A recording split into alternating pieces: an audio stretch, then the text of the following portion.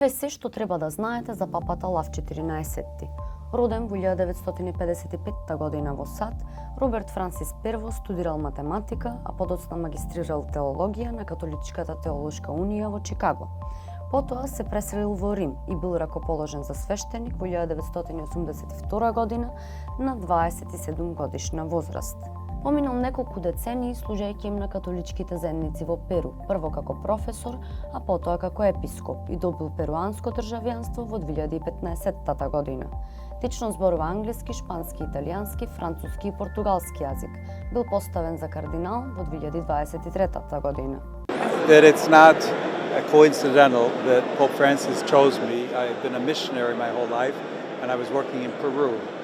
But I am American, and I think I do have some insights into the church in the United States.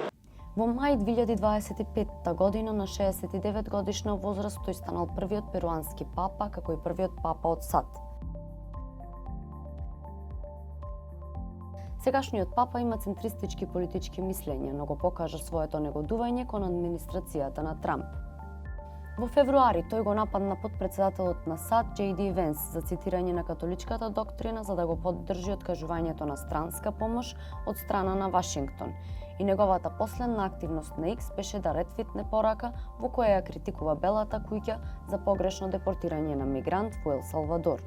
I think he's going to be critical of the United States stances on migration, on human rights, on arms sales to foreign countries. We're going to see a lot of the same. Експертите велат дека изборот на Лав како негово папско име е значајно затоа што може да му оддаде почит на папата Лав 13, која бранеше работничката класа.